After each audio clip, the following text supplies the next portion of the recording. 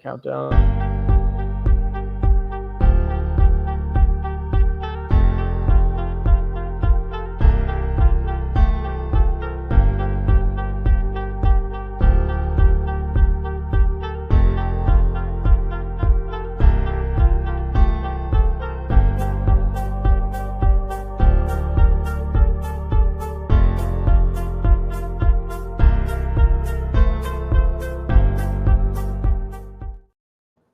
What is back? Oh, wow. What's up, guys? Today, we got the Bring the Thunder podcast. We got me, Gabe, we got Landon, and we have Joe, and we're doing some Q&A. You guys sent in some questions. We got pretty good ones. We're pretty excited to answer some of these. So we're just going to kick it off here and start off with our first one from Will Dans06. Will asks, what is OKC's biggest vice that could lead to us losing a series in the playoffs? Anybody want to start us off here? I got it. All right, let's hear it. I think it's shooting slumps, if I'm being honest. Because we saw it in the NBA Cup final game. Our shooting was just like our 3-point shooting was just like non-existent, and the Bucks just ran us out of the gym. Mm-hmm. If Joe's off and Dort's not stepping up and hitting threes, maybe even Wiggins at times, it's hard for us to get offensive production sometimes. Yeah, I agree. I got kind of two ones that come to my head immediately. The first one is substitutions. I could just see bench units not working the way we need them to. We've complained multiple times about Mark not always putting out the best available lineup, and we've talked about how that's a regular season thing. So I'm going to hope it stays a regular season thing. And then the other one is rebounding. Rebounding has consistently been an issue for us. Even this year, we're not doing as good as we probably should be. Granted, we haven't had both of our 7-footers, but at the end of the day, I still am tired of seeing us getting out rebounded. So that can lose you a game real quick. I think you guys are both like nailing it, but I actually went a different direction with this one. I think it's Jalen Williams. I think we pretty much, go as far as he could bring us. So, J-Dub, right? Yeah, J-Dub, of course. Okay. Just making sure. Yeah, I think he needs to step up big time in his second playoffs this year. Third if you want to count the play-in tournament from a few years ago. But this team will go as far as J-Dub brings us. We know what Shea's going to do. In the playoffs, they're going to lock in, throw more doubles at him, throw more defensive schemes at him, different looks. So we need our number 2 guy to step up. And, I mean, we have 2A2 with Chet and Dub, but right now it's Dub. So, yeah, for sure. If he steps up, then we're going to get things done. If he doesn't, we'll see. Yep, absolutely. Those minutes when Shea's off the court and he's leading the second unit are crucial. Yep, for sure. All right, moving on to the next one. We got a question from EJD Fitness Inc. EJD asks, how did the Bring the Thunder podcast come to be? How did its members come together? So I guess Landon could really ask. Yeah, I mean, you're being one of the bigger accounts, definitely. We kind of just wanted to make a podcast where you could have minimal knowledge of the Thunder, you could be a super fan for life, and you could still kind of grasp what we're talking about, and it can kind of be a place for all fans of all levels to tune in. And basically we just posted a story on our Instagram stories, and we were like, who would be interested in being part of the podcast? And then we picked up these guys, and then it's just been smooth from there. Yeah, I reached out to them, and I mean, I really don't like these guys at all, but it is nice to be on a podcast. So, this is it came along pretty fast, and we're just super excited to just get started and put out the best content we can for you guys. Yeah, absolutely. I remember I was in one of the Thunder DMs, one of the group chats with there was a good 100, 150 people in there. And Jack, Thunder Coverage, had posted something about how they were going to do a podcast and to respond to the story and fill out a Google Doc form. And I was like, man, I am not going to fill out a form. So I just DM'd him, and I was like, hey, man, you and I have talked for a while in this chat. Can I be in the podcast? I want to fill out a form. And he was like, yeah, sure. And I was like, all right. Obviously, he asked me questions to make sure I wasn't just. And obviously the eventual goal is to get guests that you guys know that 90% of Thunder fans know. I think we might have one Thursday, by the way. Just saying. We'll see. Obviously that's setting the bar high, but hopefully we can get some smaller, or not smaller, but lesser known guests in, and then work our way up to guys like maybe like a Hardenstein or a J-Dub. I don't know. Who knows? We'll see. These Instagram comments. But yeah, I think one of the best things about this podcast so far has been, I mean, from day one when we first got on a call together, it just like clicked. Like everybody was talking easily, and it didn't feel awkward. It didn't feel uncomfortable. We talk well together. I mean, I feel like I've known everybody in this podcast for way longer than we have. And there have been several times where we've been like, I mean, we made this podcast a little over a month ago. It feels like we've been doing this for 6 months now. Like, it hasn't even been 30 days yet. So yeah, that's just crazy. All right. Moving on to the next question. We got a question from Emma Kenneth. Emma asks, what is your favorite Thunder memory ever? By the way, I will come out and say, if I mispronounce a name, I apologize, but I'll do the best I can, obviously. But yes, Emma wants to know, what is your favorite Thunder memory ever? So who wants to start this one? I actually kind of have like an odd answer to that question. It's not going to the finals the first time. It's not a lot of things that could have been pointed out. Mine was the first game in Golden State in the 2015-16 playoffs. I don't want to talk about the rest of the series, but that first game, actually there's two. I'm going to start with the Golden State first game when Russ was hitting every single midi jumper that he wanted to that night. Going into Golden State and winning the first game gave me a lot of hope for that series. You know, obviously Golden State was unreal that year, so didn't have much going into it. But yeah, that first game was awesome. And then tied with it, or we'll call it 1A, 1B, is beating the Spurs in that same season. Not beating the Spurs to go to the finals, but beating the Spurs in that same season. There was a specific play that I remember. End of the game, to ice it, we had an inbounds play. Russ caught it on the sideline, baseline area, and got an and one. And I mean, just those plays on the road are my favorite because they're just crowd silencers, and it's just such a good feeling. Mm-hmm. And yeah, those are my two. Yeah, for sure. I know it's not a huge moment by any means, but that play-in win against the Pelicans, I was with all my friends and we were all watching together, and just winning that game was a great feeling. Yeah, that's I mean, playing championships known by Minnesota fans, they mean a lot, pulling off those play-in wins. So yeah, definitely. That's a big one. Mine's a bit of a generic answer, but it's the 2017 Russ's buzzer beater against the Nuggets to break the triple-double record. I mean, yeah, that's a good one. A 50, 10, 16 triple-double literally to set the record, and then hits pretty much a half-court shot nearly to win the game. I mean, that was just one of the craziest moments I've ever witnessed as a fan. I was watching the whole game, knowing that this could be history. And then I just remember watching them inbound that ball and just thinking in my head, like, he's really going to set this record and we're going to lose the game. Like this, there's just no way. And then they got the inbound off and I saw the look and I was like, that's crazy, dude. It was just insane. I will never forget watching that game. That was a crazy one. But yeah. And then in general, this isn't a specific memory, but just watching Paul George play for OKC was something special. I mean, I just loved watching every game. Yeah, I was going to say my number two, just to quickly mention it because you just brought it up. The first game with PG and Russ when we went into Golden State and just absolutely cooked them. Yeah. Oh, man, that was awesome. But yeah. Yeah, for sure.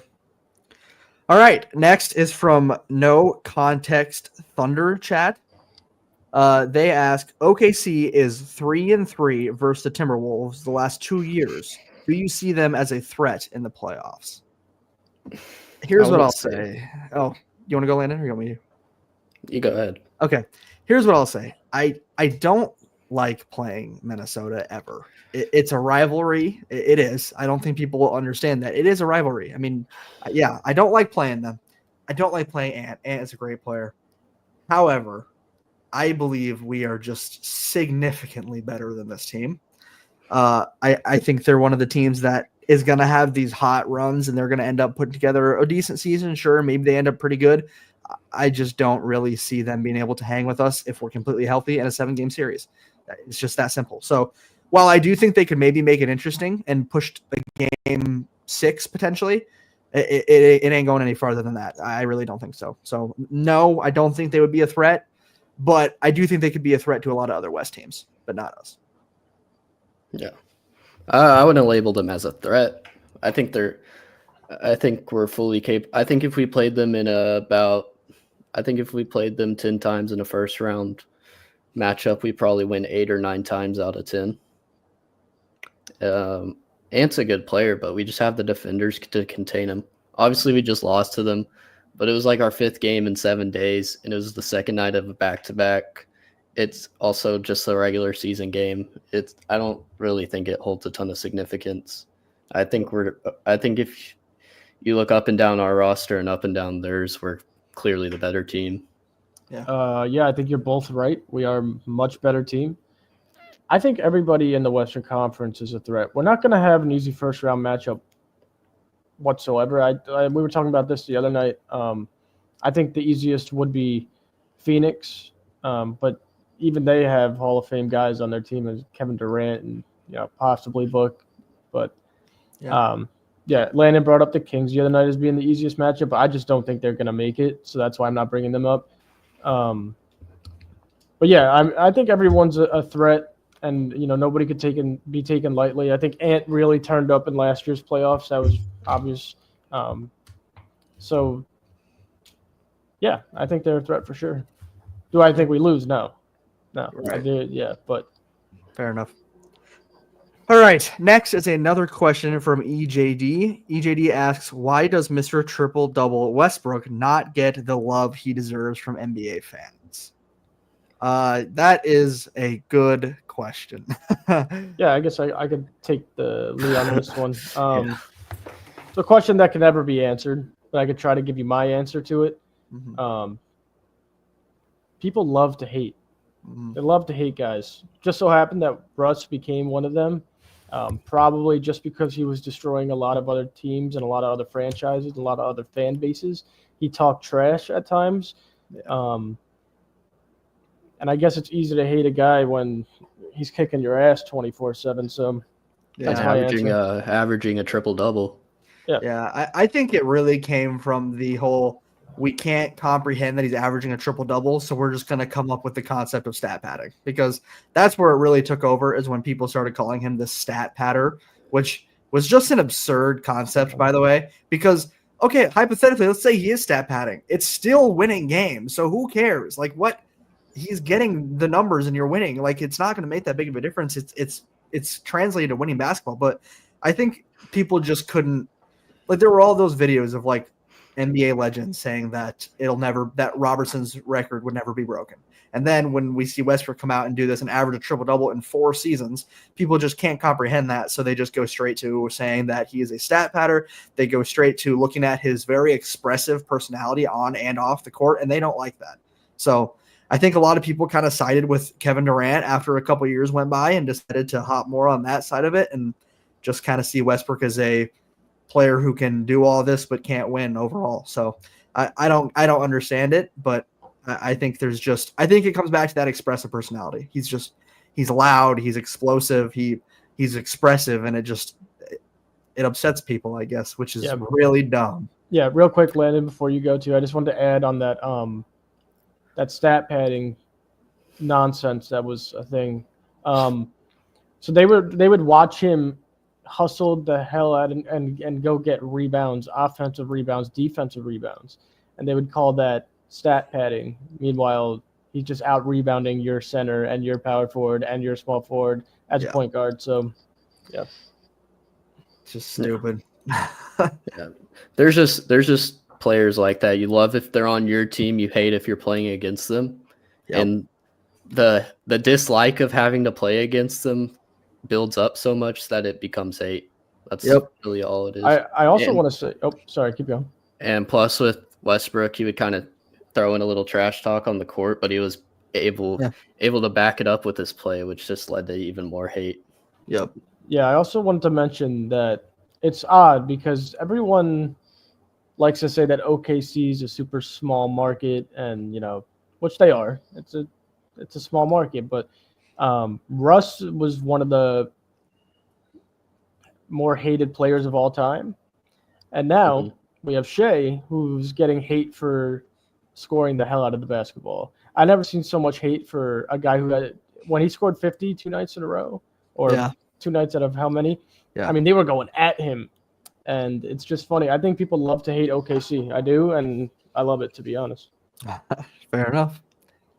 All right, moving on to the next one. We have a question from Zachary Rosewell. Zachary says, is there a missing piece other than Cam Johnson that we need? And if so, who is it and why? I don't see them as missing pieces. I see them as luxuries. Yeah, that's a good point. It's a great quote right there. Yeah, that is a good quote for sure.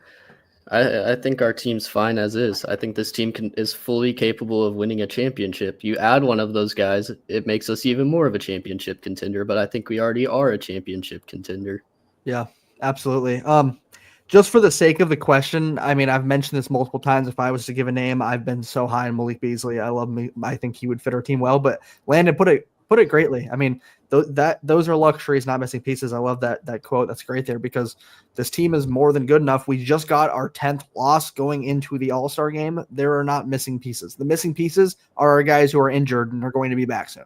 So, I don't really think there's a missing piece at this moment. I mean, there's not a single game this regular season we've had a fully healthy team from top to bottom. Nope. Someone's always out.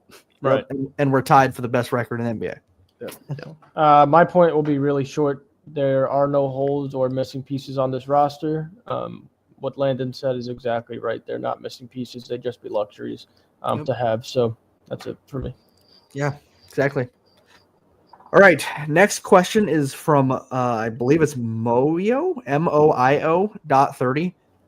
They ask, if you had to trade Shea for one other superstar in the league, who would it be and why? I do like this question because obviously it's an incredible hypothetical, so it's fun to come up with that because, of course, as we know, we would not trade Shea, but I think this is a fun question. I like this one. If you guys are cool with me kind of starting off here, if it was just straight up one player for another player instead of some sort of package, I honestly, call me crazy, but I think I'd go with Ant. I don't even like the guy at all, but he's so young that it's just, to be that young and to be that talented of a player, it's crazy. Like I think he's an incredible player. He's going to be one of the faces of the league for the next at least 5 to 10 years. I mean, it's insane how good he is. Now, if it wasn't straight up and it was just a package, I'd want Paulo. I love Paulo. I think Paulo is going to be an incredible player in this league for a long, long time. I would just take Wemby off sheer potential. 7'5" guard skills. I think he has the highest ceiling in the NBA right now. I'm scared for what he could become.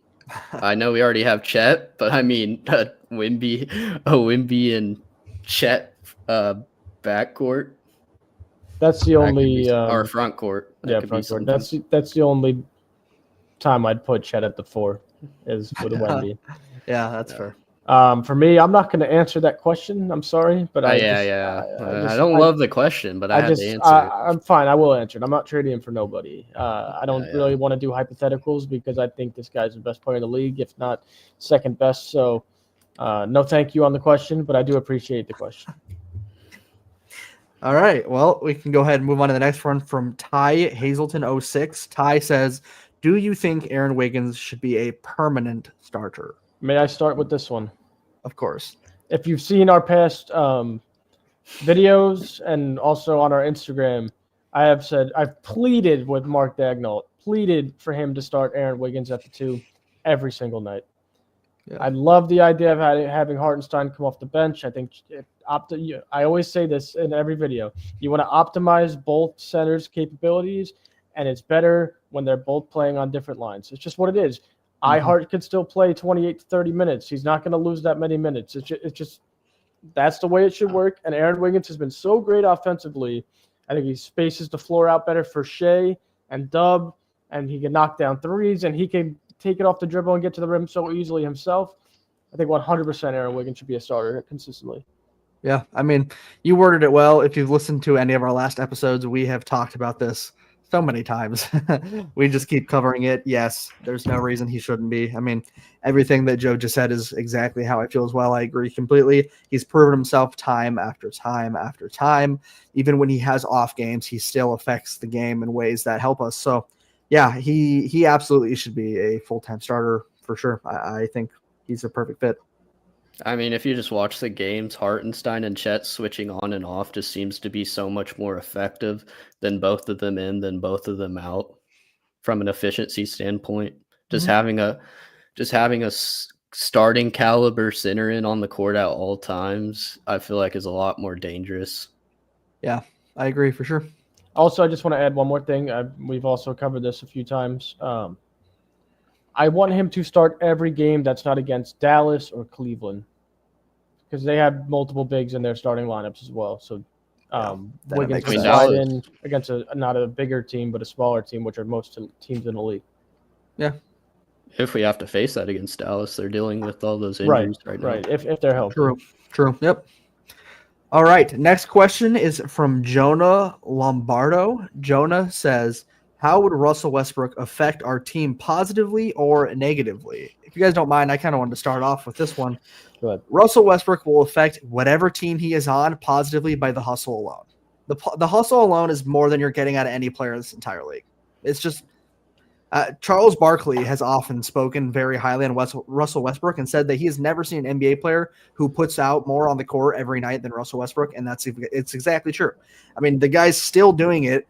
He's going to affect you very positively in the sense that he will be hustling for rebounds, loose balls, defensively, and he will be pushing the pace.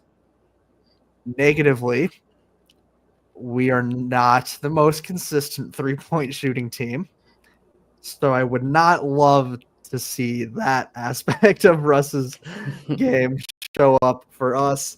And I do, however, also believe that at this point, I don't know how well he would fit with our bench unit.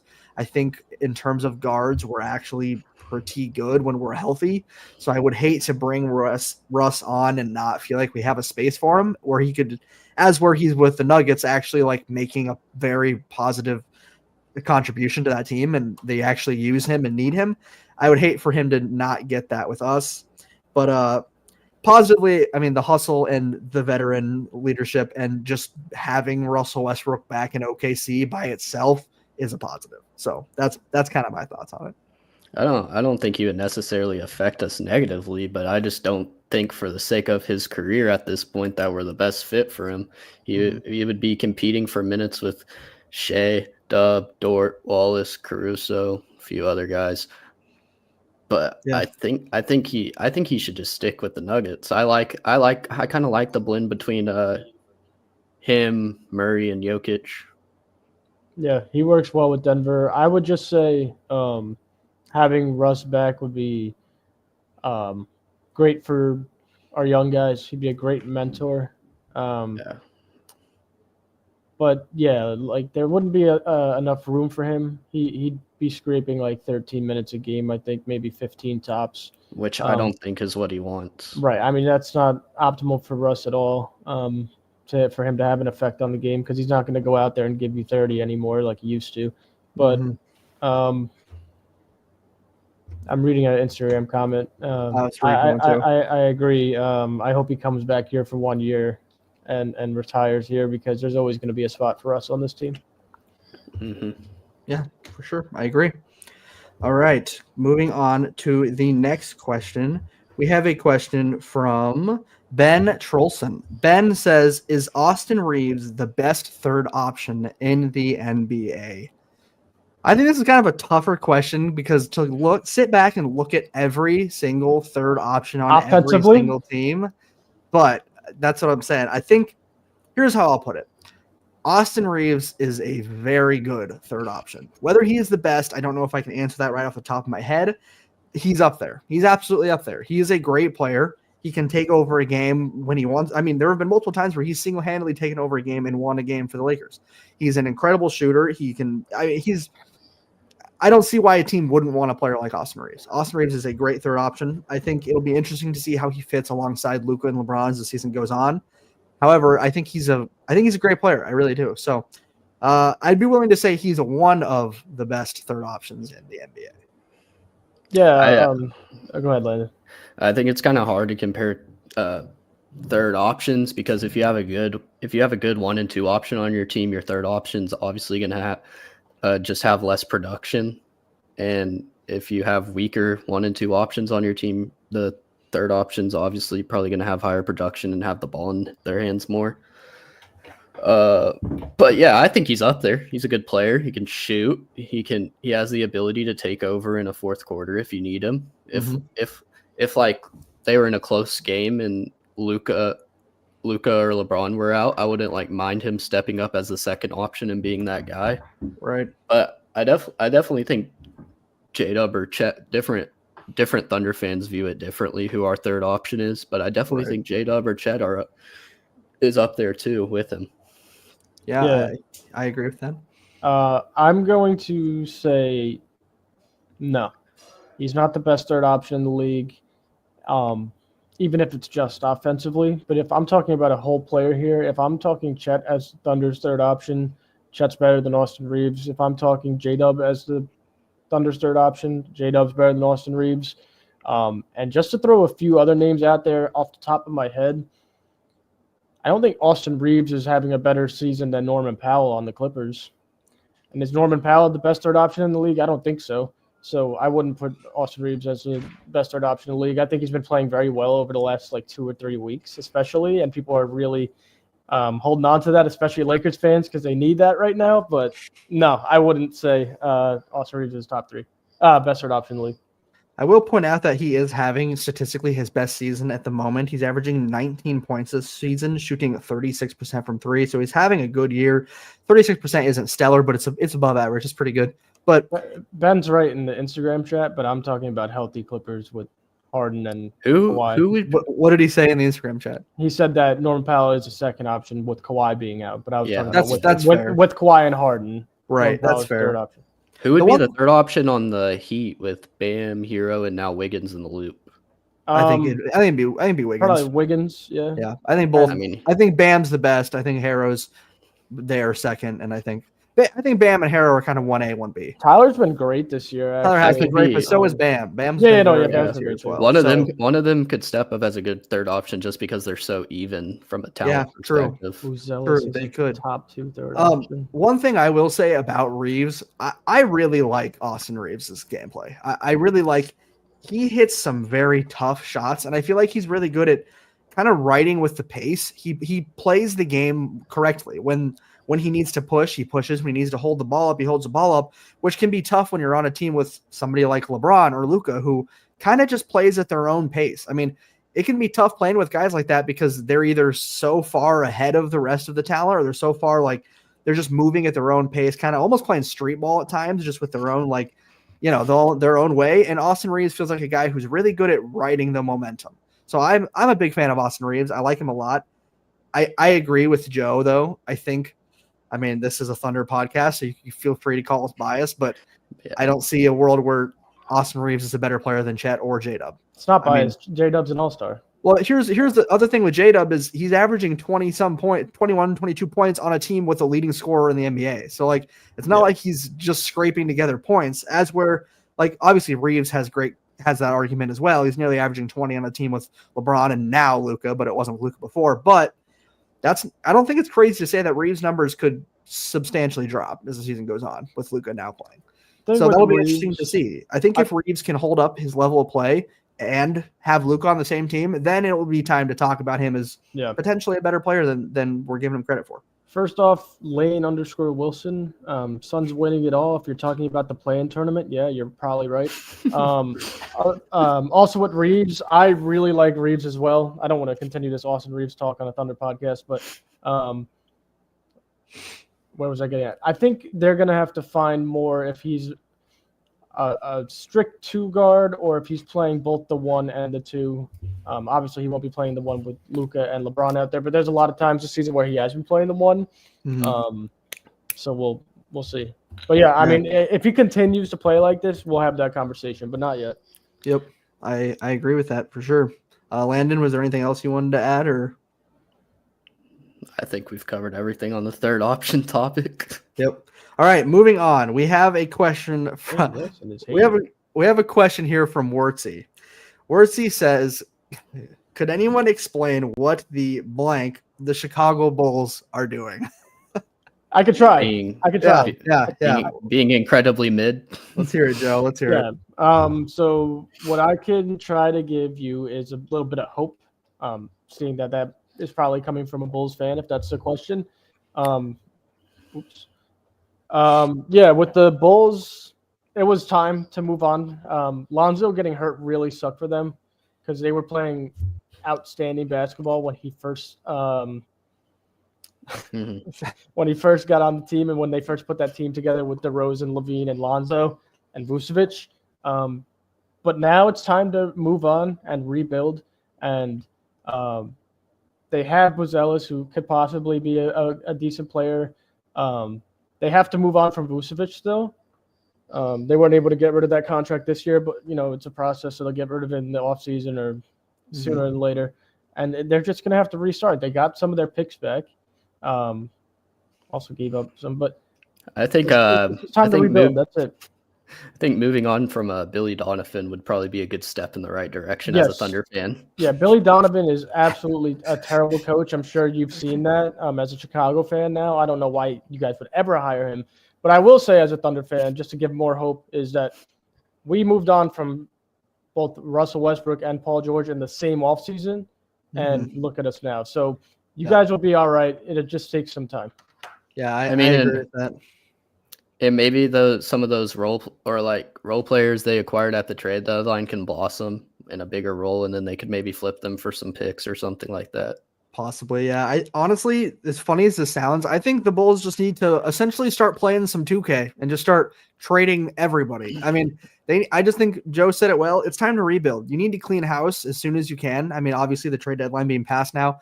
I will say, obviously, as Bulls fans, it's ridiculous that Vooch was not traded. That is just mind-blowing to me. But moving on from Levine was a big step in the right direction. That really proved that the management's finally admitting that something needs to be changed. And that was a problem. I mean, there was year after year, no change, back to the play-in, maybe pull off the play-in, but probably not, and then end back where we are. Well, probably going to happen again this year. Maybe you get a little bit lower and get a better pick, but there's definitely a future. I mean, there's a future in the fact that you get some of your picks back. Joe mentioned that, and you have some young guys. Kobe White is a great player. I like Kobe White, and I think he could be built around in a pretty good way to become at least I'm not going to say he'd be some kind of all-star or like a superstar. I don't think he can be one option on a winning team. I don't think he can either, but he could absolutely be a contributing player to a team, and he's young. So, I don't dislike that. I love Matas. I think Matas really could be pretty great.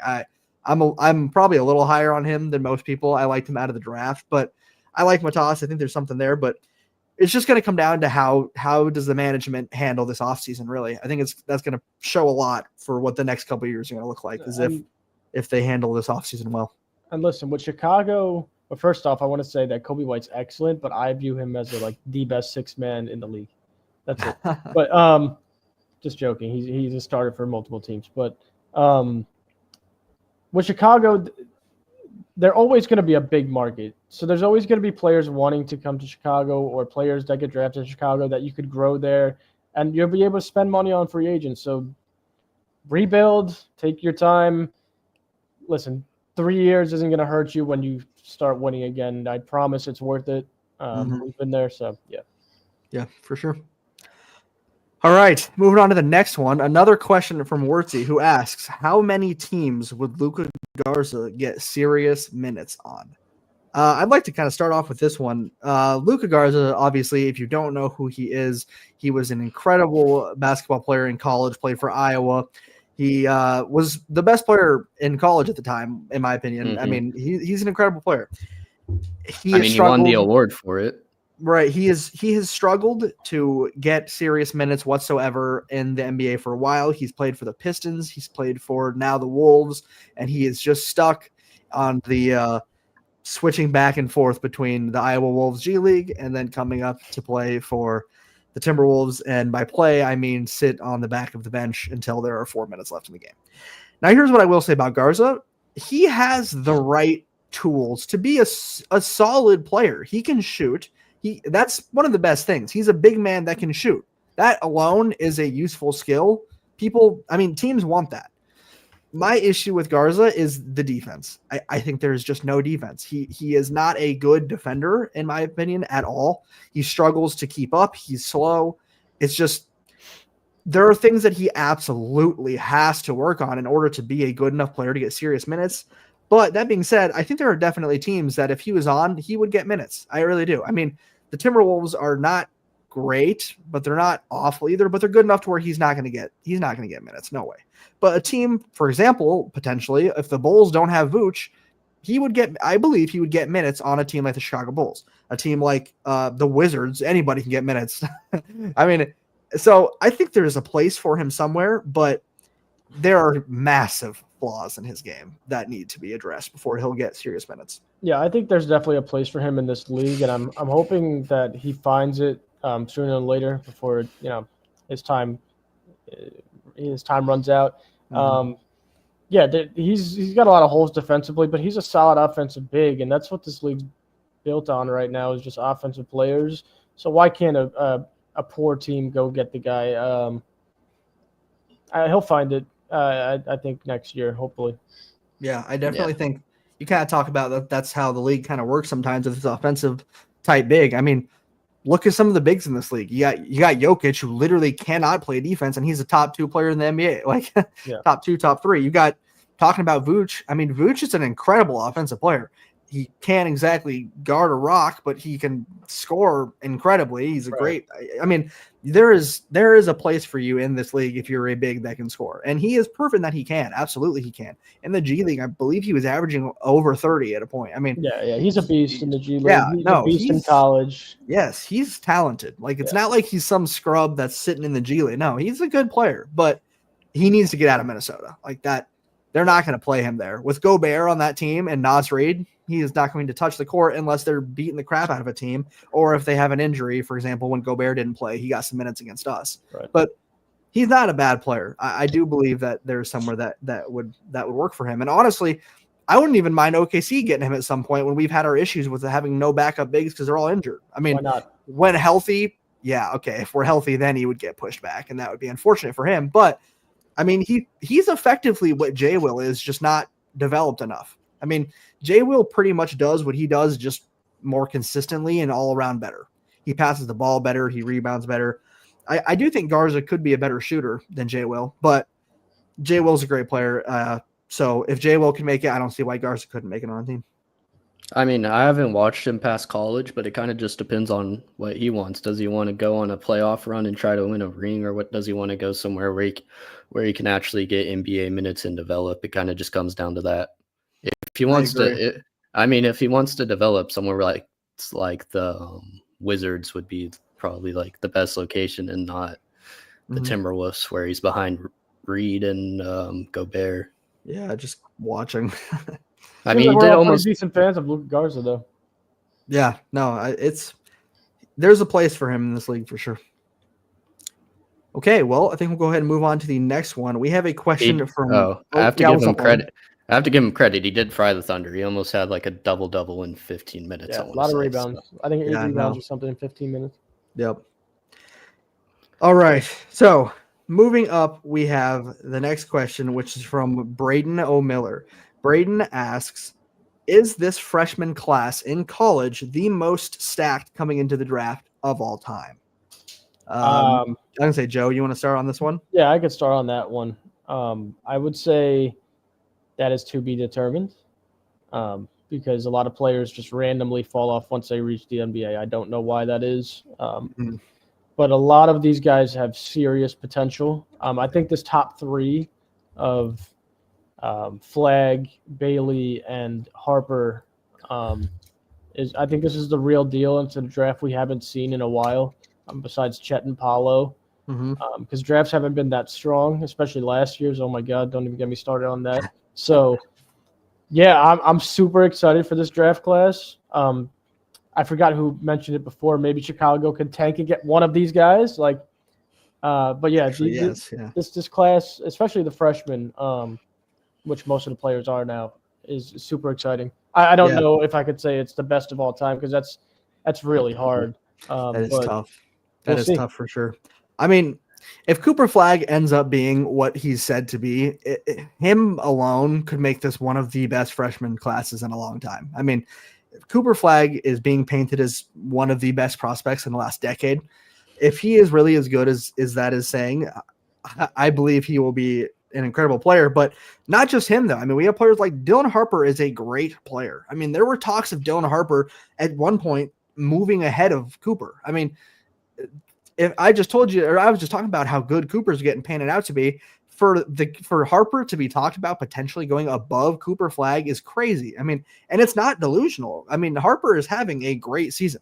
Now, will he go above Cooper if Cooper decides to go? No. Cooper Flag will go number one. But Dylan Harper is right behind him. He is just as good of a player. I mean, there's no reason that he doesn't at least get discussed. But there are a lot of other good players. I mean, there's guys like Liam McNeely. Liam McNeely for Connecticut is a great player. There are a lot of good guys. There's the Maryland guard, Queen. He's a great player as well. I mean, this is a good freshman class. I agree with Joe. You can't make that big of a prediction and say, yes, this will be the big. Like, there's no way. You cannot say that for sure. But I think this could be one of the better freshman classes in the last decade. I do. Maybe even the last 2 decades. I mean, really, this could be a really good draft class. If you're a team like Chicago, Joe mentioned, and you're kind of sitting in that, we like to call it purgatory, where Chicago sitting into if you're sitting in that purgatory range with picks, I don't know, between like 7 and 12 area, you could come out with a franchise player potentially in this draft class. It's not crazy to say that. So, yeah, this is a great draft class, and this is a great freshman class specifically. Okay, now that I know the Thunder are more than likely to have a lottery pick from the Sixers, I should probably follow it a little deeper. I haven't really been that deep into college basketball this year. I've just been so focused on the Thunder. I'll definitely tune into March Madness. Yeah, but yeah, I think Cooper Flag could definitely be generational though. I think depending on what team he ends up on, it could be scary if they already have a good young core. It's just kind of with that OKC pick. Actually, you know what? I think someone asked this question. I'll wait. Fair enough. But yeah, I really don't have an answer for you because I haven't followed it enough to call it the best freshman. What was it? Freshman class of all time? Yeah.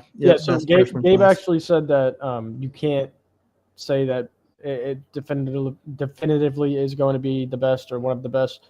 There will be people that will say that on big platforms like ESPN, but that's just because they're getting paid to say nonsense. So we're just trying to keep it real with you. We can't answer that question truthfully right now, but we are super excited, it seems. Yeah, that's the biggest thing. While we can't give you a straightforward answer, the answer that we can give you is it will be fun. This will be a fun class to watch. These players will be good.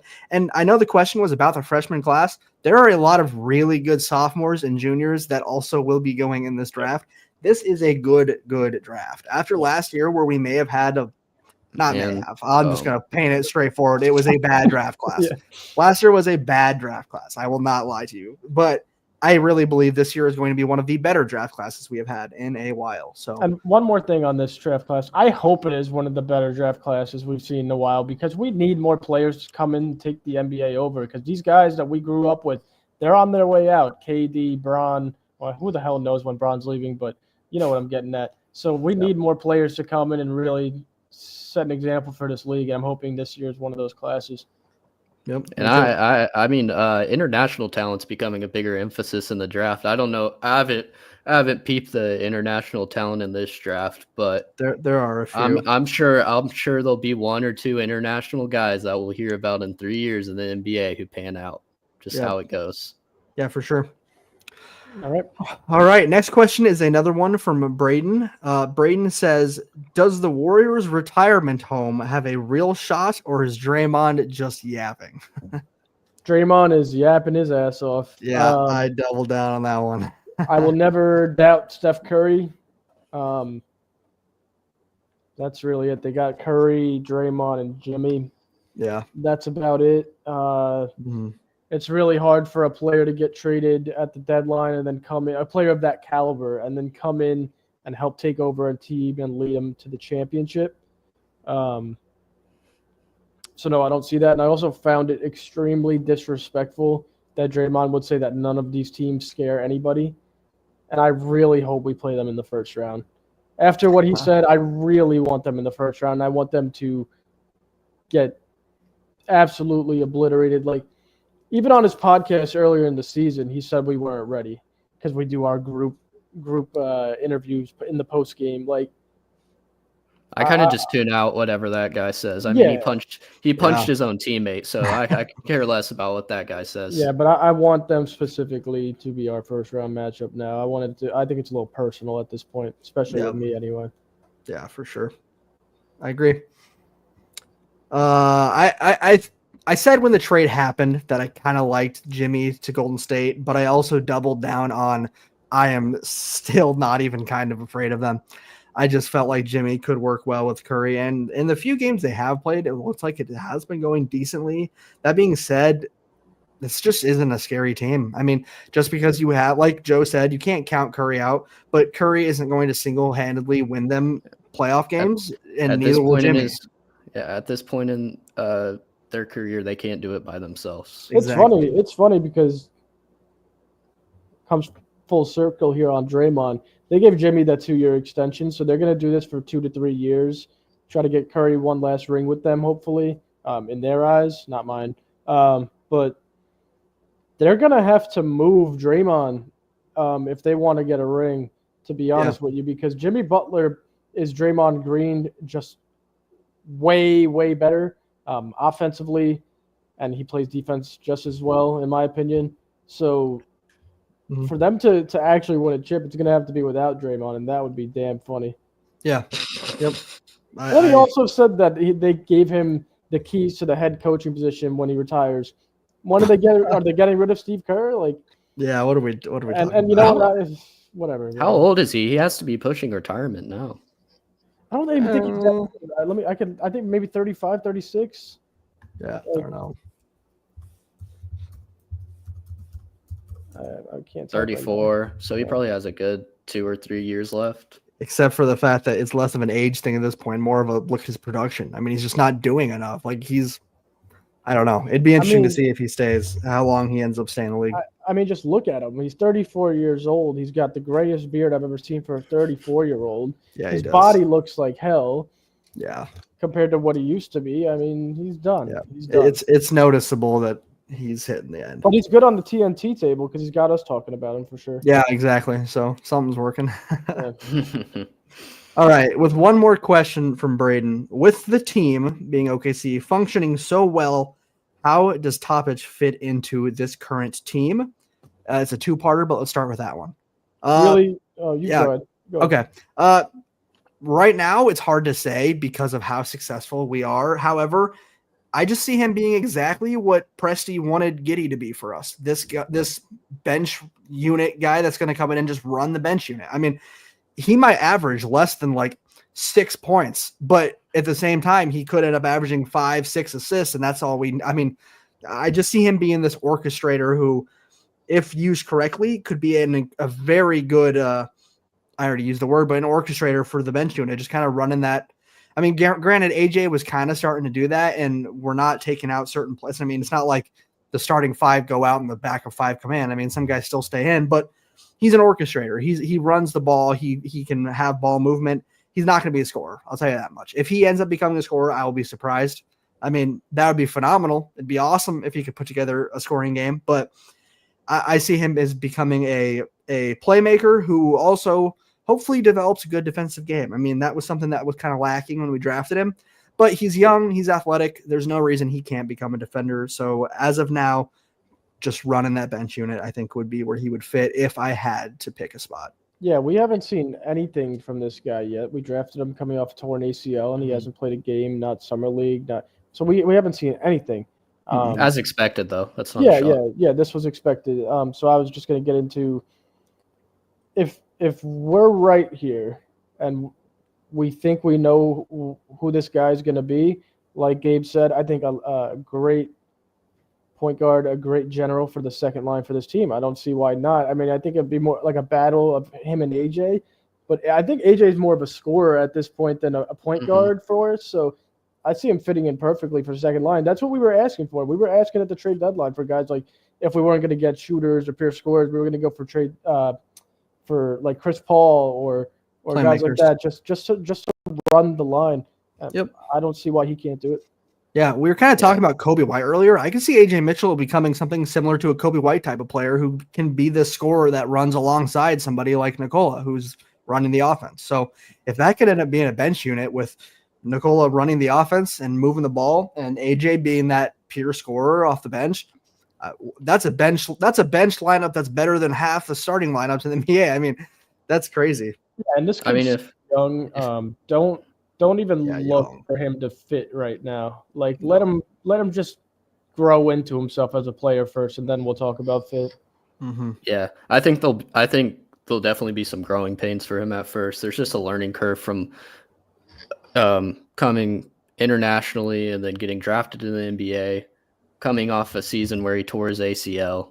I don't think it will be. I think it might not be pretty for him at first, but we're just kind of have to accept it, and you can't overreact on that. You have to remember he's a rookie, and I mean, if he's good, if he amounts to what he's supposed to be, we're gonna find time for him. It's gonna happen. Yeah. I think he could be a pass first guy. I agree with Gabe and Joe. He could be a pass first guy off the bench who kind of just elevates his teammates and gets them open buckets. That's what I see him as, just like a floor general.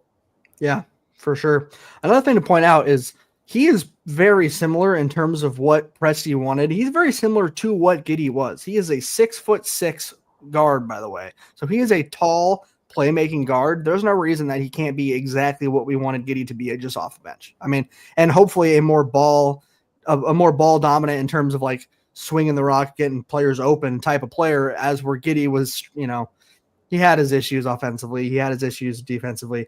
I think Topic could just essentially be what we wanted Giddey to be off the bench. And that's, I think from the film I've watched, I think his defense and shooting ability is slightly better, but his passing ability is worse. Which is, Giddey is an absolutely insanely good passer. So if it's worse, then not much worse, but yeah, it can be worked on for sure. Yeah, and hopefully he just stays out of the headlines as well. Yeah. Okay, and then the second part of that question was, where should the Thunder look in the draft if they aren't going to trade, assuming that Topic will be joining the team as well? This is another tough one to answer because, once again, we don't have any holes. Like, we don't really have anything to fix that I think is like a glaring problem. I really have, I think, what is to be a good answer, if you don't mind. Yeah, go on. Mm-hmm. So here's my answer to this question, and I hope you guys really enjoy this. One, if we win this year, go out and get a project player. The guy with the most potential available, which Sam loves to do. Would it shock you coming from Sam Presti, though? No, not at all. So I think that's number one. Number two, if we don't win this year, which I don't like to say, I'm knocking on wood, but use the pick, use Nikola, use whoever you want. I think Giannis is coming to OKC next year if we don't win it this year. I think it's a win now situation, and I think we're ready to go. So if we don't win it this year, let's be ready for that. Oh man, that is I mean, yeah, I don't think we will, but we could always bundle it in a trade package and get a win now player. Yep. Yeah, that's interesting for sure. I absolutely agree with you that it will be a project player. It just will be. I mean, that's just what we're gonna do. The pick's made.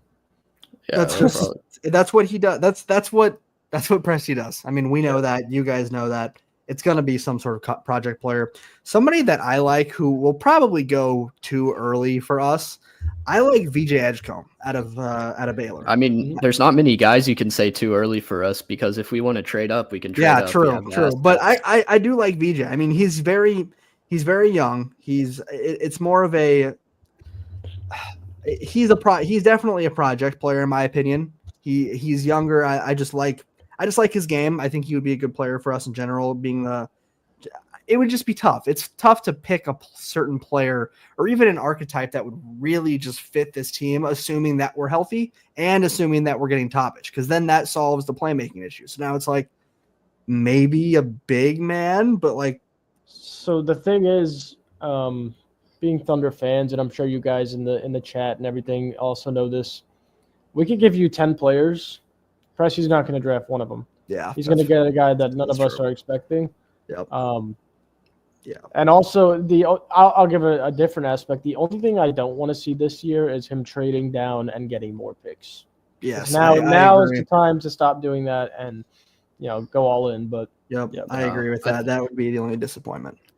I think he flips the switch after the season. I think instead of acquiring picks, he starts moving picks. He has to. There's got to be a time. It gets to a point. If we win, I'm okay with him moving down. Cavs in 4 is crazy. I'll wait for that. But anyway. All right. We'll go ahead and move on. We got, I believe we only have a few more here that were sent in. We have one here from Tyler Paulwitz, who says, what do you guys need to improve on to solidify yourselves as the team to beat this upcoming post? Health. That's exactly what it is. Health. I mean, that's... who asked that? What was his name? Tyler? Yes, Tyler. Tyler, we are the team to beat. Yeah, true. We've already proven it. So, yeah, I mean, it really is just health. That's the biggest thing. Just making sure we're healthy and ready. One thing I will say to give him an actual answer outside of just, I mean, not that we are the best team isn't an actual answer because it is, but I would like to see us figure out for sure, nail down the whole Chet Hart lineup. Either that's figure out what we're doing. Yeah.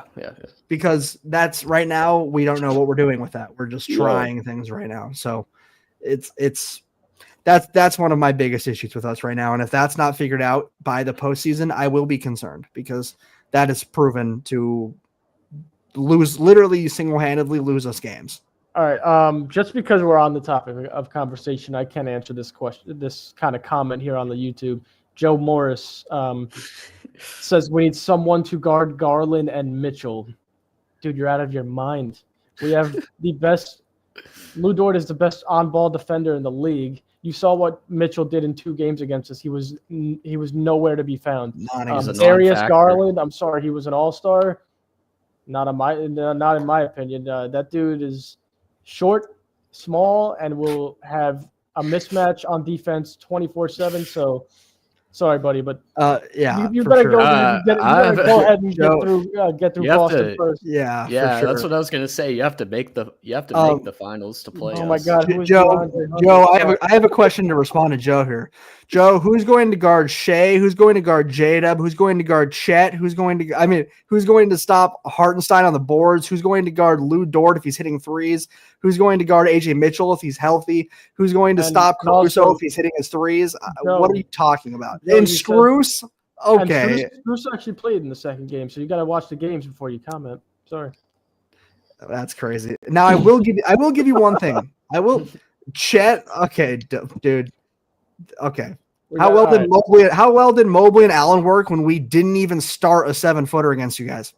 Last time actually we did. It was Brandon Carlson who came in and cast 2 threes on your head, and then we beat you guys by 20 plus points. So yeah, that's go to the Boston chat. Yeah, what are we doing here? Anyway, that's good stuff. Yeah, we are the team to beat, and Gabe is exactly right though. If there's one thing, it's that double big lineup. It's either taking it out or fixing it immediately. So yep. Which I think it gets taken out to an extent. I think it gets taken out, but I bet we still see it in every game at some. Yeah, no. When I say taking out, I mean like not out of the starting lineup. Yep. I'm Absolutely. Gonna go grab a charger. You guys keep rolling. I'll be right back. Yeah, for sure. But it'll be. I don't know. I think if we do find a way to correctly run the double big lineup, that'll be one of the most unstoppable things in the league. That's a big if because it's proven to cause problems. It's proven to make Chet out of place. If we can figure that out, I don't know who's stopping us, but regardless, I don't know who's stopping us. Maybe in the 80s or 90s it would work, but you have to have floor spacing in the NBA, and I just don't know if the floor spacing is going to work. Yep, exactly. Especially with a guy like Chet, who in these games where he's been at the 4, he just kind of like floats around in the. He's not on the. He almost seems uncomfortable. Like he just doesn't know where to be. And I think that's a mix of. I think that's a mix of both. Like he hasn't been playing in a long time, and our lineups have changed. Our style has kind of changed, and him playing the 4. It's just not natural for him at all. I think it's just not that. Again, that's not to say it can't work because it could. If he became a better mid-range shooter, not that he's not a good one, but if he became more confident in taking mid-range shots, maybe that can work because then he can try to stretch the court better. But right now, we gotta figure something out because it's hurting us. It's not a good thing. Joe, you say double big of Mobley and Allen works. I didn't say it didn't work, but it also, I will say this, it didn't work the last time we played you guys, and that was without Hart or Chet. So when we have a healthy Hart and Chet, I'll be interested to see how well it works. Because Joe's getting me fired up right now. Yeah. I don't know if you mentioned double big of Mobley. we're and just Allen. talking about it. You guys got killed. And I'm actually thinking about it. Strus, first of all, who's Max Strus? You're talking about the Oklahoma City Thunder. You're not talking about the Pistons or not even the Pistons, the Hornets, all right? And also, Strus played in both games. So you're wrong. Anyway. Yeah, what I was saying with the double big that you're talking about there. I mean, come on, man. Like, yeah, I didn't say that the concept of it didn't work, but we beat you guys by 20 points without Chet or Hartenstein, and your little double big concept there didn't do anything. So much to the fact that your coach actually only played both of them for less than 20 minutes and had to pull the entire starting lineup at one point at around halftime, to be honest. Actually, the commentators were saying at the start of the third quarter, at what point do you just bench the starting lineup and count this as a loss? So your double big lineup was getting clowned on by the announcers, and neither one of them could. I mean, Mobley had 3 rebounds. 3 rebounds. We didn't even have a starting center in the game, bro. You're double big. I don't want to keep going in, but nobody's scared of. Oh, I'm not scared of DeAndre Hunter at all, dude. Don't bring up DeAndre Hunter in this chat right now. Come on. If you want to talking about regular season, you guys are gonna fold in the second round to New York. So you also just said double big of Mobley and Allen works. What are you using to say that? The regular season games. All right, let's move on though. What else could you possibly be talking about? Let's finish out the Instagram. Yeah, we gotta leave. I can keep going. This guy's just. I appreciate you, Joe, for coming on the the comments. Though got me fired up. I'm ready to go another hour. You're doing a good job for sure. Joe, did you have a couple more? Because I think that was the end of my. Oh no, we had here it is. We got Landon. I don't know who those. Okay, Noah Springer. Both of those from him. Yep. Okay, so Noah Springer asks if Mark doesn't win the championship this year, should he be on the hot seat? Joe, do you want to go first or last with this one? Yeah, okay, I think we could start this one. Okay. Landon, go ahead. Landon, let Landon go. Yeah. I mean, it depends on if it's clearly his fault. If he's putting out the wrong guys, making the wrong substitutions, and not putting out the right rotations, then yeah, it should be considered. I hate it. He's a great coach, but it should be considered because our goal is to win a championship, and we have the talent. Dude, this guy. Guy. Oh man. If you're not tuned into the YouTube, he said Mark Dagnall's obviously on the hot seat. But I trust him to make the right. I mean, he saw Giddey wasn't going to cut it in the playoffs last year, and then he started giving Giddey less minutes and slowly easing him out of the rotation. So I trust Mark. Mm-hmm. I don't think he'll end up on the hot seat. I don't see it happening. But if it's clearly his fault and we're playing the wrong guys, then maybe so. Here's kind of where I see this. This team, I say this a lot on the show. Championship windows are very short-lived. So you can't expect the team to run the league for 10 years. It's just not a thing.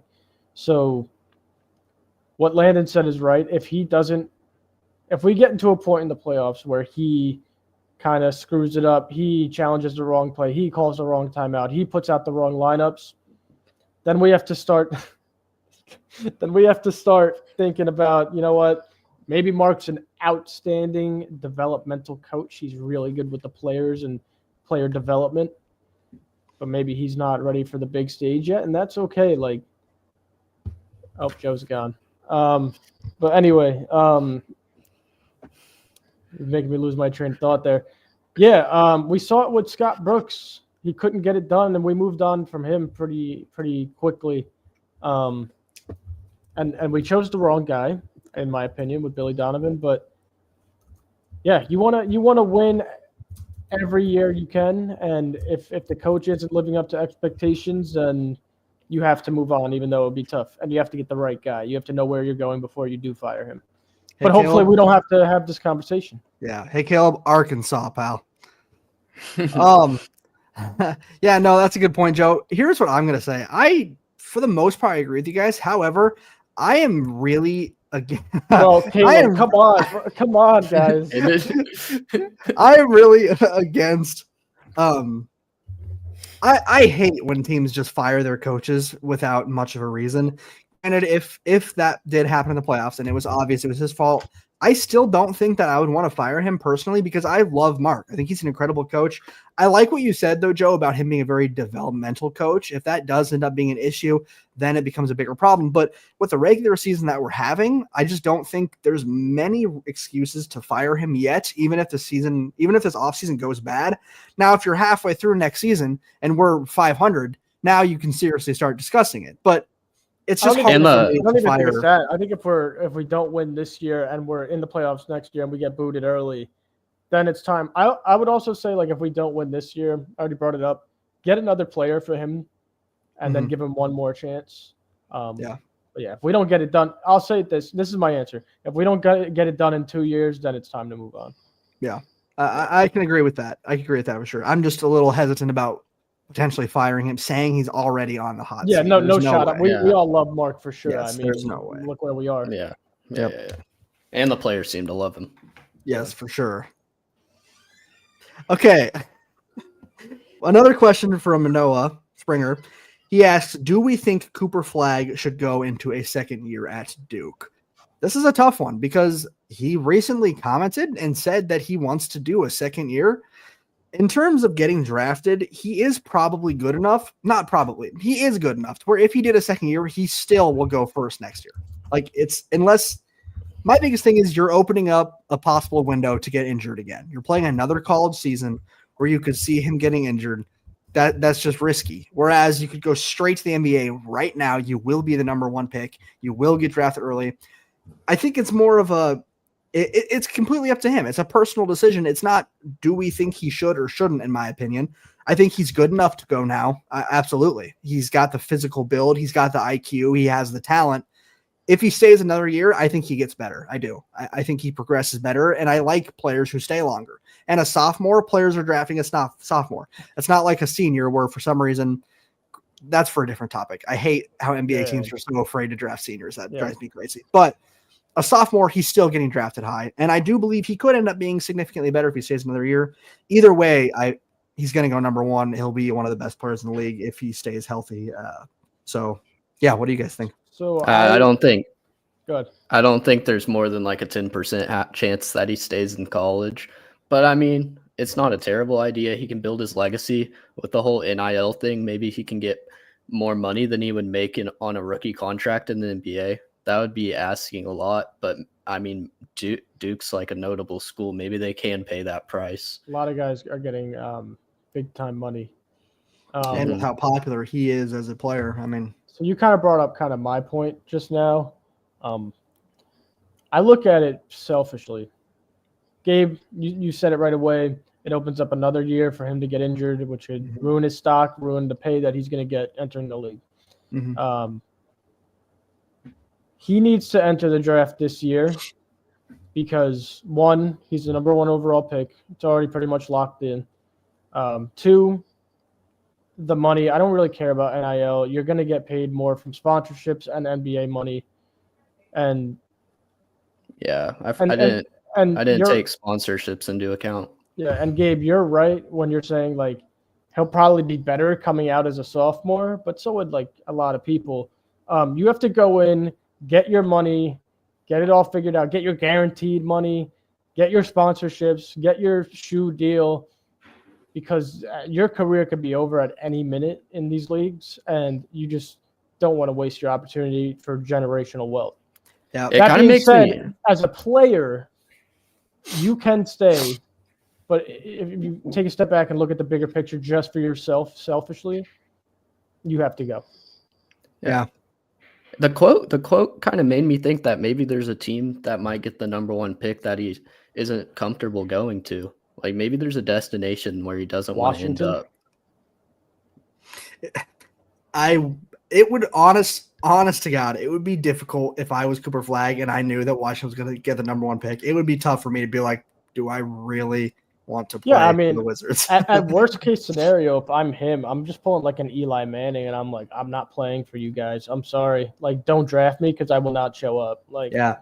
Caleb just made a good point in the comment section. If Boozer's going to Duke, if him and Boozer are on the same team, they are absolutely winning a natty. I mean, that would be kind of crazy. Yeah, so I mean, this is all speculation. I know he said that, but when I saw him say that, Landon said like at most 10% chance that he stays. I don't even think there's like a 5% chance that he stays. He's not staying.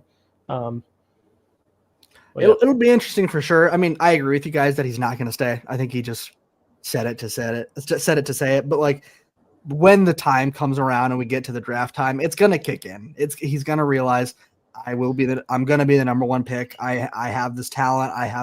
He has the media all over him. I mean, there's no reason not to, other than just maybe wanting to stay another year because he enjoys playing for the team. Yeah. And even if he didn't end up in his preferred destination, he can always move on somewhere else down the road. He doesn't have to stay put. Yeah, but it's wasted years. You don't want to be developed by a poor staff in a poor city that you're not gonna get the best that you can. Yeah, so, I like what Caleb says there. He says genuinely makes zero logistical sense. He'd be doing it for shits and giggles.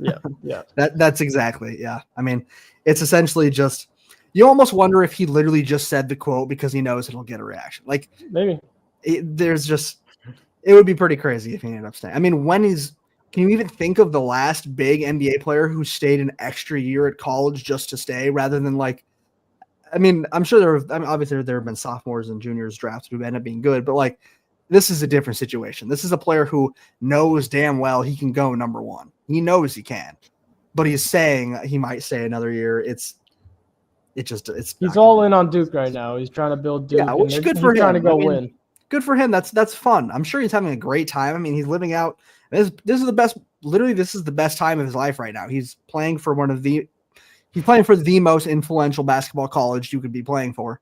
I mean, they're winning. He's incredible. Like he's gonna live in it for sure. It helps Duke, if anything. It helps them with recruiting. Maybe guys know they might have the chance of playing with Cooper Flagg, and that motivates them, sways their decision. I don't know. Yeah, it's also another thing. He could just be doing it for the school. Like, oh my God, I love it here so much. I would pass up the opportunity. He's just saying it to promote the school. So, yeah. Mm-hmm. All in all, I think we can just all agree here that he's going to be in the NBA next year.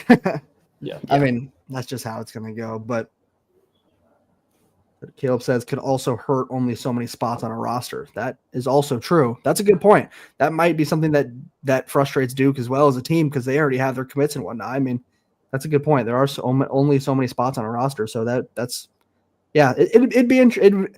If he ends up deciding to do that, I think a lot of people will be very upset. It would be pretty shocking. Yeah. Did we have any more on the Instagram before we get into? Don't believe we have any more on Instagram. No. All right, Landon. There were a few that caught my eye in the live. If you still see them.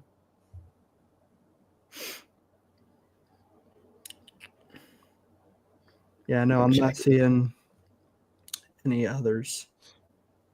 If we missed your comment and you still want us to answer it, just drop it in the live real quick, and we'll answer a few more, and then we'll probably head out. Yep. Yeah. For sure. I'll start with a few on YouTube. First one, after the game Naz Reid had against us, chatting. Oh, this is Walk in Love, by the way. That's the guy's name. After the game Naz Reid had against Chet and iHeart, I'm kind of worried about them facing Jokic in the playoffs. No. Regular season, like Landon said earlier, 5 games and 7 nights. Chet's just coming back. This is their first time ever playing together. Don't worry about that. Jokic is going to kill us no matter what. He's going to kill every team he plays. Yeah. Just gotta shut down everyone else. Exactly. That's been the biggest problem for that team this year. When Jokic is not on the court, the Nuggets are statistically one of the worst starting lineups in the entire NBA. I mean, you cannot. It's an obvious statement, but when you take away the best team's player, they get significantly worse. Obviously, we can't take him away, but if we can take everybody else out of the game, they don't stand a chance. Jokic cannot do it by himself. Against the team with the most depth in the NBA when fully healthy. And while Jokic is an incredible player, that is one thing that he has proven to not be able to do, which is score all by himself and do everything all by himself. He needs people to hit shots when he needs it the most. That's why Jamal Murray has been such a good player with him, because he stepped up in the playoffs. But if he's not stepping up in the playoffs and plays the way he has in the regular season, there's no way. And having a guy like Lou Dort or somebody on him, not a chance. I was going to say exactly. Our guards will take Jamal out of the game. Yep. Just like we did in the first night of the season. So. Yep. I do think I think the Nuggets will be a challenge for several teams. I do. I mean, but not. They're still a well-built team. I just don't love their matchup against Oklahoma City in general. Yeah, I mean, for all I know, this might come back to completely make me look like an idiot, but I'm just going to be honest. I don't think any West team can beat us. I think there are several West teams that are good and that are well-built and have a chance to beat us, but I think every single team in the West, if we played a series, Landon used this example earlier, if we played a series against every single team in the West 10 times, none of them are winning more than us. Not a single one. I don't think there's any team that really genuinely scares me. Though now, if I was to pick a potential team that might maybe concern me, it would be a healthy Clippers. That's it. That's it. Truly, I think every other team is going to be. I think every other team is going to be difficult. So, or not difficult. My apologies. So. Yeah, we play our game. We're better than most teams. So yeah. Yeah, absolutely. Landon, you got any more for that, or I have another one in YouTube? There is one thing I wanted to mention there. Caleb just mentioned San Antonio. Assuming he's joking, but actually, low-key, San Antonio is building something good. I like what they're doing. I like the De'Aaron Fox grab. De'Aaron Fox this and year, Wemby. though. No. I'm saying they're building something good. I said they're building, not they built. In They're 2 years, San Antonio will probably be a top team in the NBA. They are building something good. Fox and Wemby might end up being one of the better duos in the league. Chris Paul being able to just do what he does, which is mentor team. I mean, Castle, I love Stephon Castle. He could be an incredible player. They are just a few pieces away from actually being a genuine, really good team. Stephon Castle's got the it factor. Yes, absolutely. And you could see it, and he'll be a player for a long time. I don't know where or how great, but he'll be around and he'll be known for a while. Yep, I agree with that. But next question. They're good. Next question. They could get they could become even more deep in the draft this year too. I think they have Chicago? their own pick, and they have Atlanta's pick. I think they have their pick and Atlanta's pick with no protection, so they get that pick no matter what. Yeah.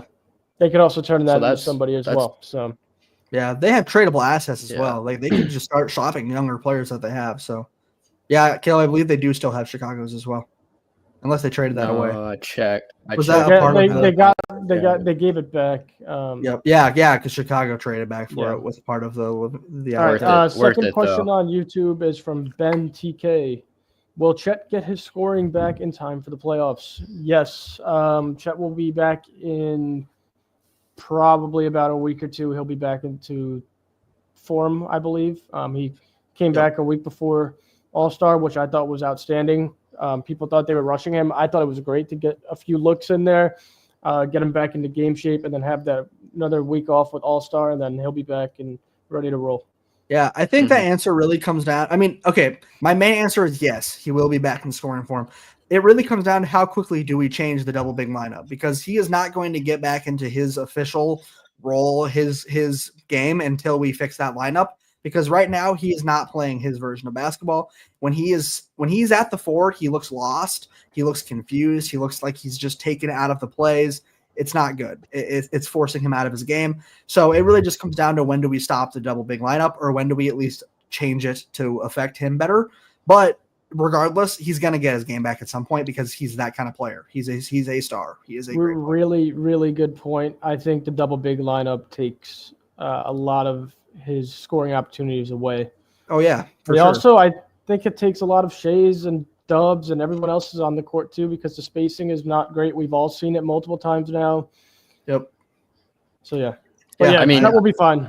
Yep. I mean, he still has the mid-range and the three when Hardenstein's on the court, but it kind of takes away that third layer of his scoring, which is in the paint. Because Hardenstein's kind of I hate to put it this way, but Hardenstein's kind of a paint stuffer. Well, I mean, So- but that's what he's here for. He's here to eat up in the paint. So, that's why those two, and that's exactly why those two shouldn't be in at the same time, because that's what's so nice is we have Chet out there starting, spacing the floor, hitting threes, knocking down his shots, blocking everything left and right. The second he's tired, we put in a guy who's just going to absolutely fight in the trenches and come out on top. Those two should not be in at the same time, at least not starting at the same time, unless we're playing a team that's got the bigs to beat us like that. So as soon as that lineup gets adjusted, I think we'll immediately see Chet jump back up to that 16, 17 points per game type of performances. Agreed. I mean, because Chet can score in all three ways. He can kill you on the three, he can hit a midi, and he can go back to the basket. Yeah. So if we get Hart not out of there, but if we get Chet back to the starting five, it will be obvious that this is how it needs to be. Mm-hmm. All right, let me just make sure that there are no more that we haven't covered. Mm-hmm. I think that is all. I'm not seeing any others either. That should be it. Yeah. For whoever's still watching, really appreciate the questions. Hope we answered to our best abilities, and you guys liked our answers. Some may not have. This is fun. We'll definitely be doing this again. Yeah, we'll be doing absolutely. this a lot more often. Yeah, it's fun to get you guys talking with us. One more time, real exciting week coming up here, just with OKC being back. And I've mentioned a few times now that there's going to be a guest on Thursday that you guys, I think, will really, really enjoy. Yep. And thank you, Caleb, for that comment. Appreciate that. And yeah, Gabe.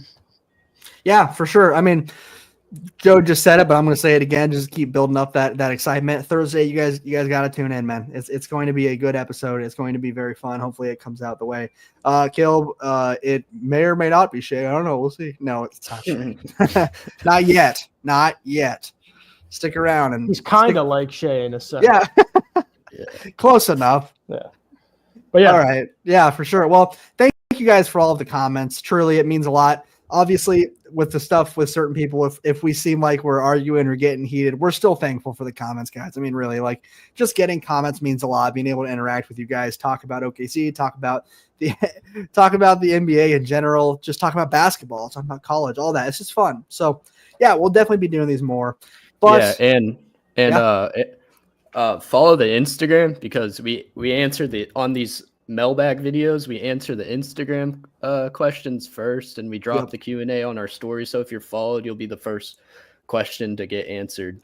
Yes, exactly. Definitely make sure you're involving yourself in that because, well, I mean, it'll get to a point eventually where we're getting so many questions that we probably can't do them all. So if you want to get your questions involved, check out the Instagram to drop your question, and we will always try to get through as many as we can.